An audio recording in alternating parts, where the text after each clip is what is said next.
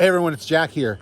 Before I get into the video, I just want to mention that the response to the Homesteaders of New England Fall Gathering has been incredible. As I'm sure you're noticing, this video is out on a Friday. There wasn't a video for Tuesday.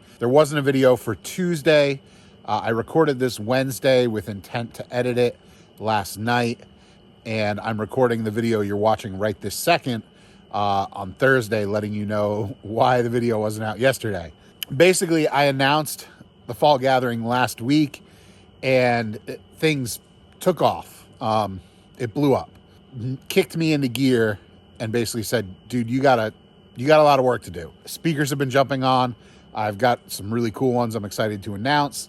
But between Jackie not being home this week, me doing all the farm chores by myself, and also working an 8-hour shift Monday through Friday this week every day, videos kind of got put on the back seat for a little bit. So with that said, just be aware that you may see some weird upload schedules over the next couple months while I really get this project up and off the ground, because there's a timeline on it. Videos I can do whenever I have time, but this is a deadline. I've really got 2 months left to really plan this thing and get it good.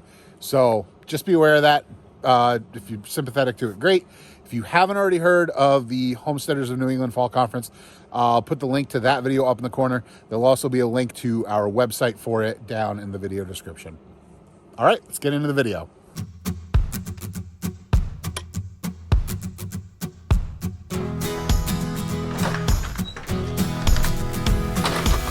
Hello, everyone, and welcome back to the homestead. It's a beautiful evening here on the homestead. I just got back from work a few minutes ago. Wanted to come out to the garden just to kind of have a look around and see how things are going. Jackie and Emma are not here at the moment. They are up at Jackie's family's camp in northern Vermont. Since we have a farm and I work full time, I didn't take this week off. I'm still working, and because I needed to be home anyway to take care of all the animals. So they're up there, I'm down here. I did actually go up to visit on Sunday. It's actually right near Goldshaw Farm in Morgan. I actually went over to visit and just kind of talk shop. I didn't bring the camera up. I didn't film anything with Jackie and her family. I didn't film anything over at Morgan's. I just kind of wanted to, take a day off from that. So I did that. Garden is coming along nicely. Carrots, second batch of radishes. Broccoli is actually a little bit past, but I was by myself this week, so these two heads are good. And those over there are all right. Cabbage is heading up really nice. You can see in there, starting to get some good heads going. Cauliflower is going to start forming heads soon. More cabbage. Squash, onions, garlic. The works. These are our string beans. And cucumbers. Needs to be weeded terribly. I bought a bag of whole corn the other day as a snack for the pigs. So let's get some of that, bring a bucket down and throw some out. And we'll talk about something that's been on my mind for a little bit lately.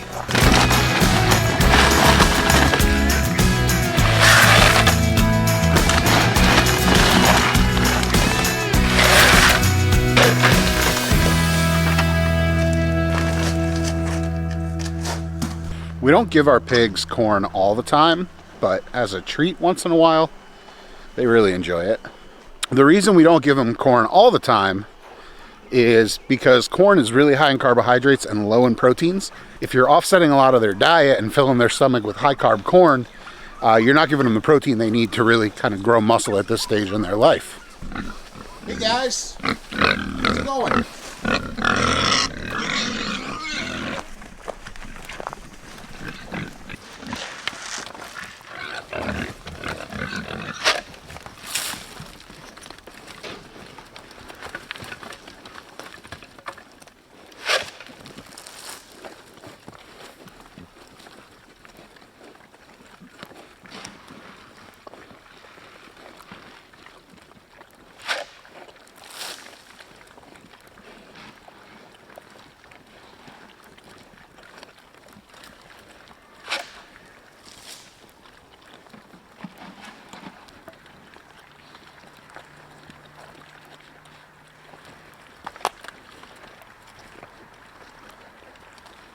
Tell you what, I don't know if there's anything a pig likes more than whole corn. Normally they'd be following me around. They don't even care that I'm here right now.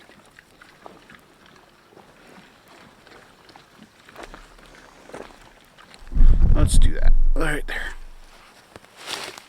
I'm kind of like squatted down here in front of the camera, but I think it'll work. Over the last year, scratch that. Over the last, I guess, 2 years since the beginning of the pandemic, we've seen a huge amount of growth in homesteading channels and farming channels and preparedness channels, prepper channels, and it with good reason.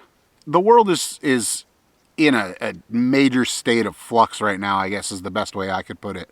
I don't know necessarily, that's not what other people might say, but the way I'm looking at it and the way I feel about it, we're in a place where there's a lot of change going on, no matter what side of the political aisle you fall on, what your views are on, global economy, local economy, politics, anything.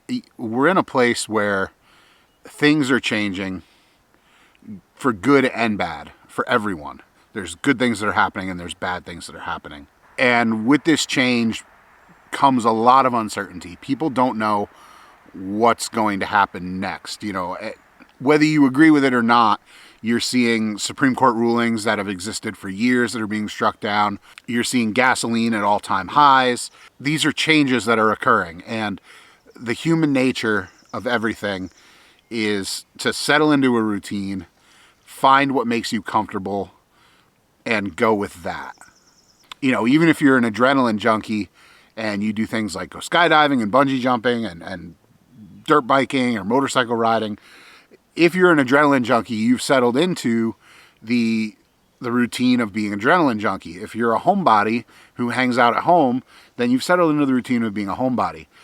The human body and the human mind craves consistency in a way. And when we don't have that consistency, we tend to lash out and we tend to cling on to anything we can. We're seeing a lot of conflicts with friends and family. I'm seeing a lot of fighting on social media, and that's not necessarily what this video is about. The other thing we tend to do when we deal with uncertainty and change is we find something that we feel we can control and we latch onto it. I feel like I've seen a lot of homesteaders over the last 6 months shift and pivot from homesteading and farming to provide better food for their family, closer ties to where their food is coming from, and they're shifting to more of a disaster preparedness mindset. And that's not to say that prepping never has a place in farming and homesteading. We can things that we grow here on the farm.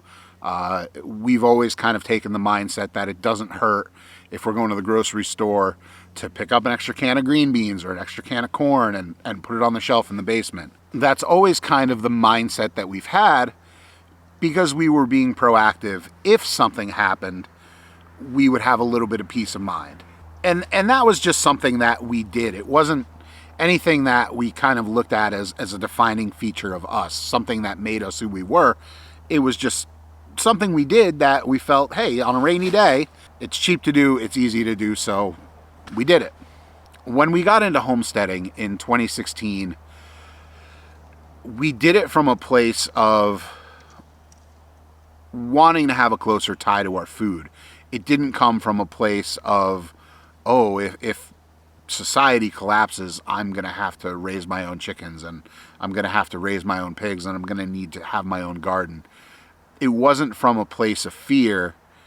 It was from a place of taking issue with the current food growing status quo and disrupting it as best we could, which was to get some chickens, start getting eggs from our own chickens, raising some meat chickens, raising pigs, raising turkeys, and kind of following down this path that we've gone down now.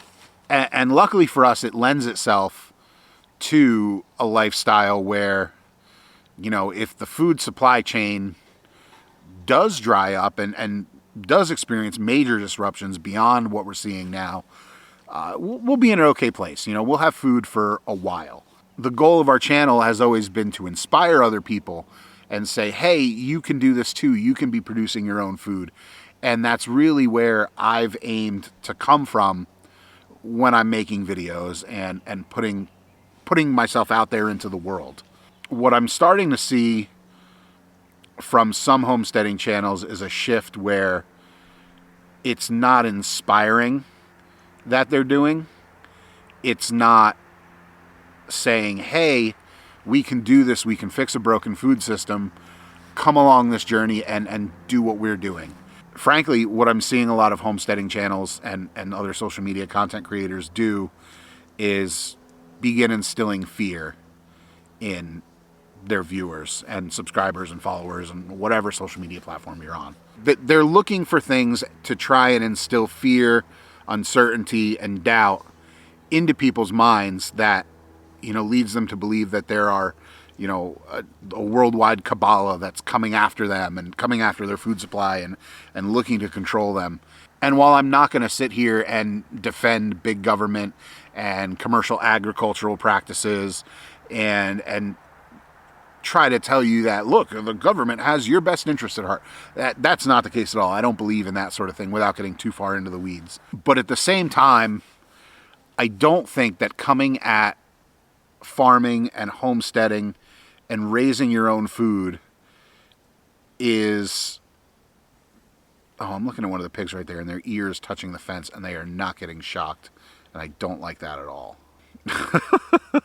It's never ending. I don't feel that making my subscribers and my viewers scared is the proper way to inspire. I don't think that's the best way for anybody to inspire someone and get them up off the couch. It might help in the short run, but think of all the times in your life that you were truly scared and you had to react to that fear and do something about it.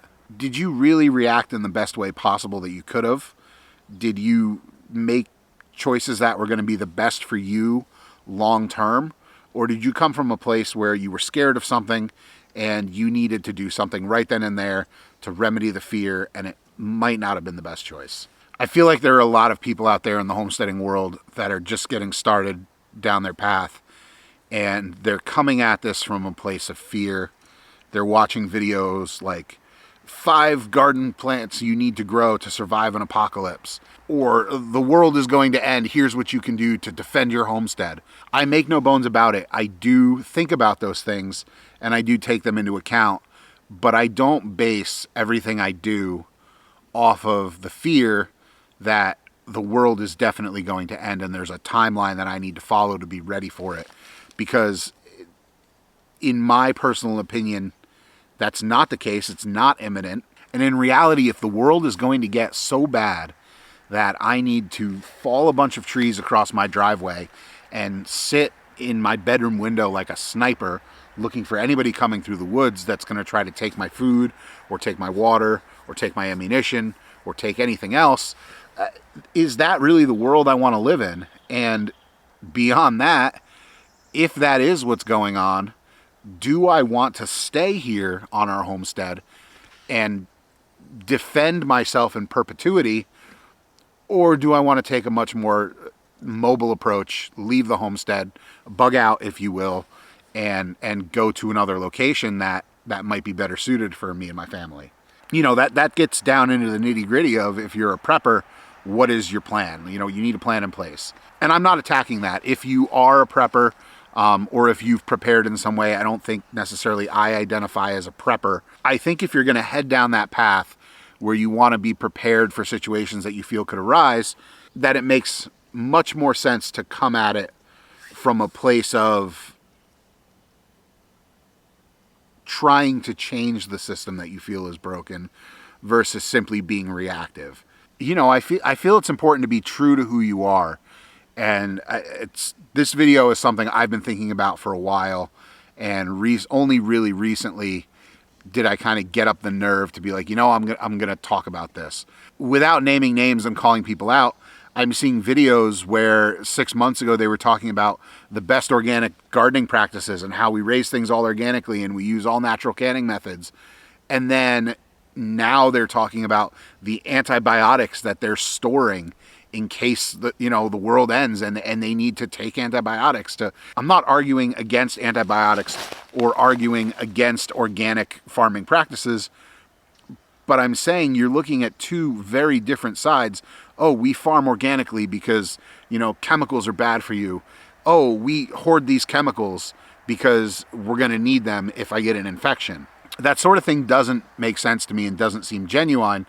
And it's not something I necessarily want to be engaged in. And I feel is something that if you're new to this whole homesteading and small farming genre, you could easily be swayed into being fearful of things and making that where you come from versus being optimistic and trying to change a food system that is clearly broken. Nobody's really arguing that it isn't at this point. I'm sitting here watching the pigs do some rooting, and their ears are touching the fence every now and again, and they're not getting shocked. And I just looked across the pig pen, and I can see a spot where the poly tape is down. Let's go take a walk over there and see if we can't figure out what these guys pushed onto the fence. What'd you guys do over here? What is this?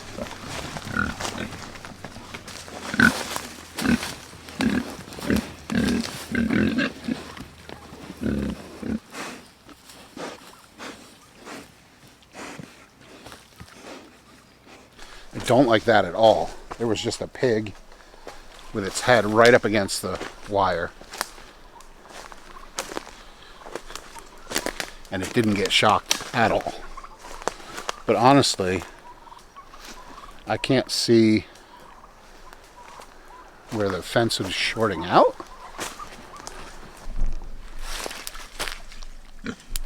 Well, that'll do it.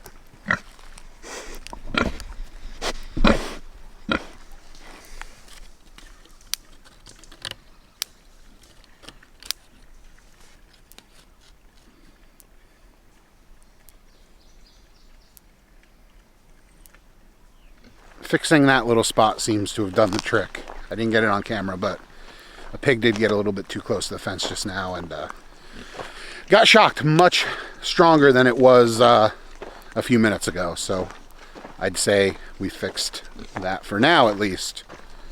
Again, if you are what I would call a doomsday prepper, I'm not trying to throw shade at you.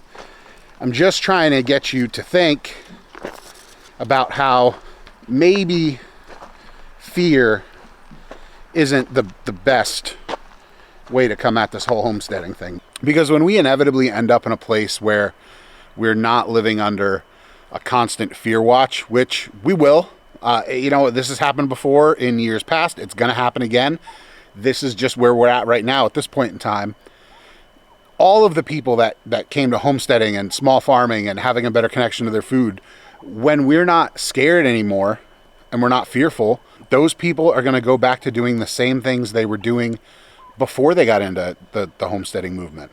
And that's not going to create a long-lasting convert. It's going to create somebody that reacts based on fear, uncertainty, and doubt versus somebody that's really trying to make a change and better the world. Thanks for coming to my TED Talk, I guess. As always, if you like this video and you want to see more and you're not already subscribed, head down below. Definitely check out the Homesteaders of New England fall gathering that's going to be happening. There'll be a link in the description to go check that out. We're really excited about that. Tickets have actually been selling like crazy. I love you guys. This is great. I'm so excited to see this come together and be such a positive influence in the world around us. So yeah, as always, thanks for watching and have a great day. Bye.